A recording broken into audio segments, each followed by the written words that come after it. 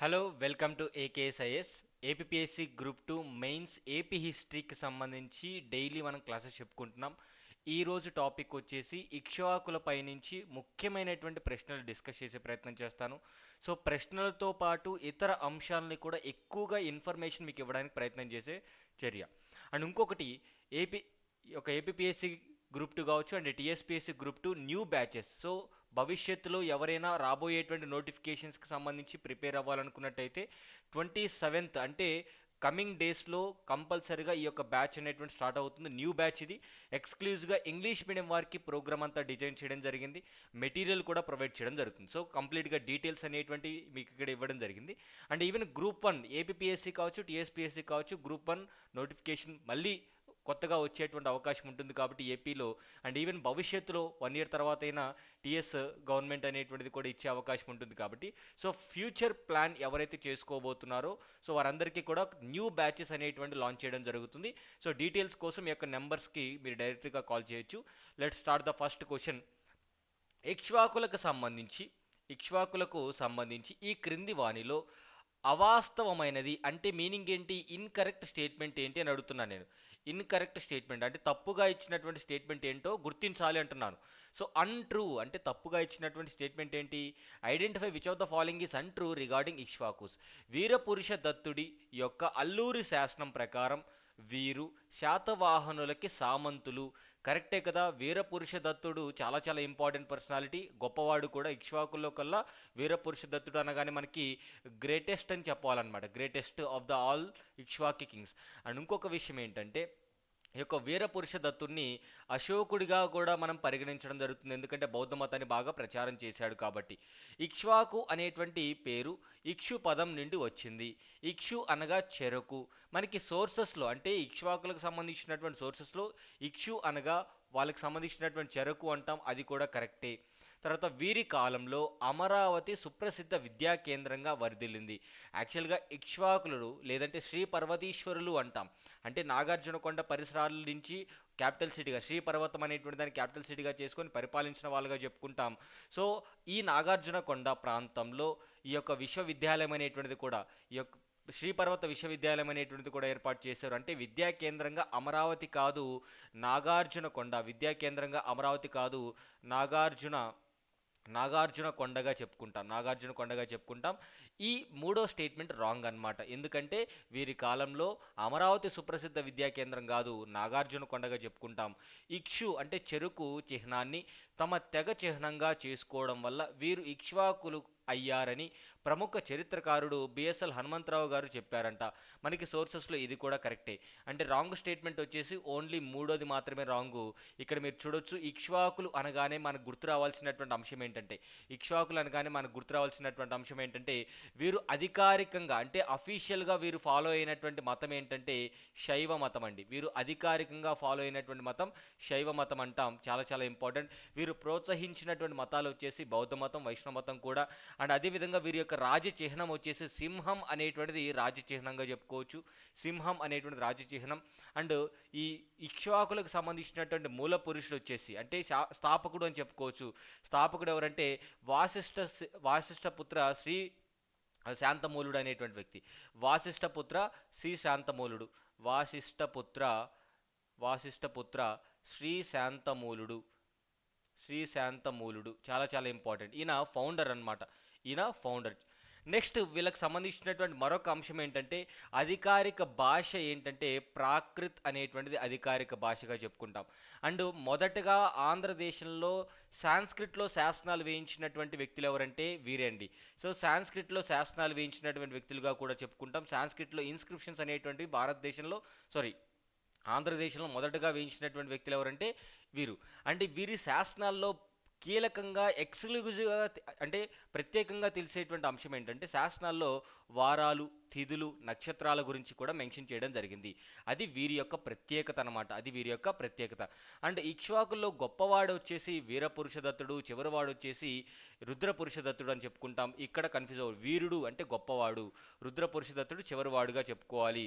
And most importantly వీళ్ళకి సంబంధించినటువంటి శాసనాలు వచ్చేసి నాగార్జున కొండ శాసనం ఒకటి, అదేవిధంగా గురజాల శాసనం ఒకటి, అండ్ అదేవిధంగా జగ్గయ్యపేట శాసనం ఒకటి, అమరావతి శాసనం అనేటువంటిది వీరి యొక్క ఆనవాళ్ళ గురించి, వీరి యొక్క సోర్సెస్ గురించి తెలియజేస్తుంది అనమాట. అండ్ మోస్ట్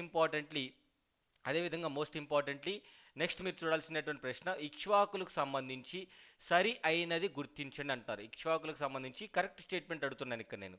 కరెక్ట్ స్టేట్మెంట్, వీరు బౌద్ధ మతంని ఆదరించారు.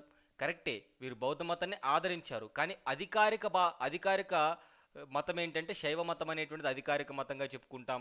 అదేవిధంగా వీరు శాసనాలు నాగార్జునకొండ, జగ్గయ్యపేట, అమరావతిలో కలవు, ఇప్పుడే మనం మాట్లాడుకున్నాం, ఇది స్టేట్మెంట్ కూడా కరెక్టే. తర్వాత ఆకుపచ్చని రాతిపై శిల్పాలు, మాందాత శిల్పం. ఈ మాందాత శిల్పం అంటే మీరు గుర్తు రావాల్సింది ఎవరు అంటే వీరపురుష దత్తుడి యొక్క ఆ, ఆ, ఆభరణాలు కానివ్వండి, వీరపురుష దత్తుడి యొక్క ఆవశ్యకత కానివ్వండి, అదేవిధంగా వీరపురుష దత్తుడికి సంబంధించినటువంటి రూపం కానివ్వండి, అంటే రాజు ఎలా ఉండేవారు, రాజు యొక్క రూపం ఎట్లా ఉంటుంది, ఎలాంటి ఆభరణాలు ధరిస్తారు, ఎలాంటి వస్త్రాలు ధరిస్తారు, ఇవన్నీ కూడా తెలియజేసేటువంటి శాసనం ఏంటంటే మాందాత శిల్పం అంటాం. ఆ శిల్పం సేమ్ రాజు ఉన్నట్టుగానే ఉంటుంది. సో రాజు యొక్క అవతరణ గురించి తెలియజేస్తుంది అనమాట. తర్వాత శిల్పకళకు నిదర్శనంగా చెప్పుకుంటాం, ఇది కూడా కరెక్టే. వీరు వంశంలో గొప్పవాడు రుద్రపురుషదత్తుడు కాగా చివరివాడు వీరపురుషదత్తుడు. యాక్చువల్గా చివరివాడెవరు? రుద్రపురుషదత్తుడు. గొప్పవాడెవరు? వీరపురుషదత్తుడు. సో గొప్ప వచ్చేసి మనకి ఎవరు అంటే వీరపురుషదత్తుడు. డి రాంగ్ అనమాట. D wrong. So D wrong కాబట్టి ఏబిసి మాత్రమే correct. Obviously option 2 is the right answer. So correct అడుగుతున్నారు కాబట్టి మనం ఏం చేయాలి? ఏబిసి ఈ 3 ఆప్షన్స్ మాత్రమే కరెక్టు. రుద్రపురుషదత్తుడు గ్రేట్ కాదండి, రుద్రపురుషదత్తుడు లాస్ట్ కింగ్ అనమాట. గ్రేటెస్ట్ కింగ్ ఎవరు అంటే వీరపురుషదత్తుడు. నెక్స్ట్, ఇక్ష్వాకుల ఆదాయంకు సంబంధించి అవాస్తవమైనది అంటే అన్ట్రూ లేదా ఇన్కరెక్ట్ స్టేట్మెంట్ ఏంటి? ఇన్కరెక్ట్, తప్పుగా ఇచ్చినటువంటి స్టేట్మెంట్ ఏంటి? ప్రభుత్వానికి భూమి శిస్తు ప్రధాన ఆదాయ మార్గం, అంతే కదా. రాజ్యానికి ప్రధాన ఆదాయం ఏంటి? ఈ యొక్క భూమి శిస్తు, వ్యవసాయం పైన వేసేటువంటి భూమి శిస్తు. దానిని బాగా అనేవారు. బాగా అంటే పంటలో కొంత భాగం లేదా రాజభాగం అని అర్థం. కరెక్ట్ స్టేట్మెంటే. తర్వాత పంటలో 1/10 వంతును భూమి శిస్తుగా వసూలు చేస్తారు. ఎక్కడైనా 1/10 వంతు ఉందా? లేదు. 1/6 వంతు ఉంటుందన్నమాట. Second statement wrong. బోగా అనే మరొక రకమైనటువంటి భూమి శిస్తును స్థానిక అధికారులు లేదంటే స్థానిక పాలకులు వసూలు చేసుకొని వారి యొక్క ఖర్చులకు నిమిత్తం అనుభవిస్తారు. దాన్ని బోగా అంటారు. ఇది కూడా కరెక్టే. ధన రూపంలో హిరణ్యం అంటాము. ధన రూపంలో కలెక్ట్ చేయకపోతే ఒకవేళ ధాన్య రూపంలో ట్యాక్స్ కలెక్ట్ చేస్తాం అనమాట. ధన రూపంలో ట్యాక్స్ కలెక్ట్ చేస్తే హిరణ్యం అంటాం. హిరణిక ఆ వ్యక్తి పేరు అంటాం. హిరణికార అంటే ఈ యొక్క ధన రూపంలో ట్యాక్స్ కలెక్ట్ చేసేటువంటి పర్సన్ని హిరణికార అంటాం. ధాన్య రూపంలో అయినా సరే ట్యాక్స్ అనేటువంటి కలెక్ట్ చేయొచ్చు, దాన్ని మేయం అంటాం. ధాన్య రూపంలో ట్యాక్స్ కలెక్ట్ చేస్తే మేయం అంటాం, ధన రూపంలో ట్యాక్స్ కలెక్ట్ చేస్తే హిరణ్యం అంటాం. అనే పన్నులు వసూలు చేసేవారు. ఇది కూడా కరెక్టే. మనం అడిగినటువంటి స్టేట్మెంట్ ఏంటి? ఇన్కరెక్ట్ స్టేట్మెంట్ అండి. సో ఇన్కరెక్ట్ స్టేట్మెంట్ అన్రియల్ లేదా ఇన్కరెక్ట్ స్టేట్మెంట్ అన్ట్రూ, ఇలాంటి పదాలన్నీ కూడా రాంగ్గా ఉన్నటువంటి స్టేట్మెంట్ గుర్తించాలి. కాబట్టి ఆప్షన్ 2 రాంగ్గా ఉంది. ఓకేనా? ఆప్షన్ 2 చాలా చాలా రాంగ్ ఇక్కడ.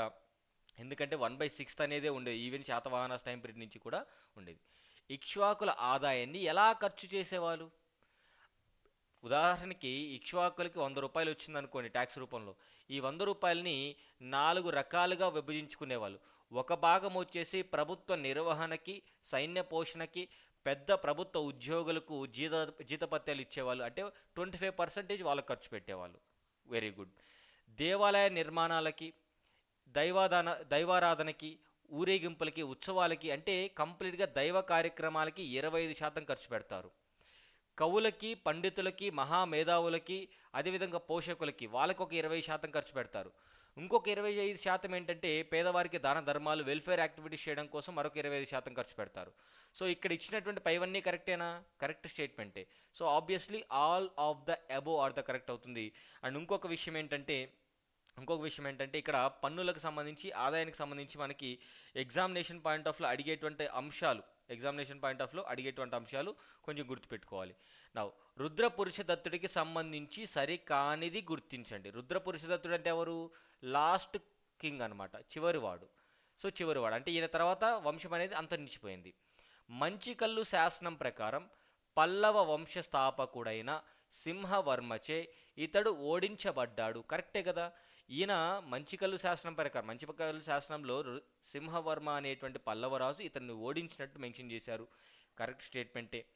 ఇతడి పాలన గురించి నాగార్జునకొండ, గురజాల శాసనాలు తెలియజేస్తున్నాయి. నాగార్జునకొండలో ఏమని మెన్షన్ చేసి ఉంటుందంటే, వీళ్ళ మదర్ ఛాయాదేవి పేరు మీద ఛాయా స్తంభాలు అనేటువంటివి నాటడం ఛాయా స్తంభాలు వేయించడం స్టార్ట్ చేశాడనమాట. ఇక్కడ ఉంది చూడండి. సో ఇతడి కాలంలో సమాధుల దగ్గర ఛాయా స్తంభాలను నిర్మించే సాంప్రదాయం ప్రారంభమైంది. ఇది కూడా కరెక్టే. అంటే వాళ్ళ మదర్ ఛాయాదేవి పేరు మీద ఛాయా స్తంభాలు, మదర్ చనిపోయిన తర్వాత ఈ యొక్క సమాధి దగ్గర ఆవిడ గురించి ఈ యొక్క పిల్లర్ అనేటువంటి వేయించడం, దాన్నే ఛాయా స్తంభాలు అంటాం. సో ఇతడు అష్టభుజ నారాయణ స్వామి దేవాలయం నిర్మించాడు. సో ఇతడు అష్టభుజ నారాయణ స్వామి దేవాలయం నిర్మించాడా? నిర్మించలేదు. మరి అష్టభుజ నారాయణ స్వామి దేవాలయం అనేటువంటిది ఎవరు నిర్మించారు? ఇది కదా మనకి examination point of view important. Ashtabhuja Narayana Swamy దేవాలయం అనేటువంటి నిర్మించింది ఎవరంటే శివసేనుడు.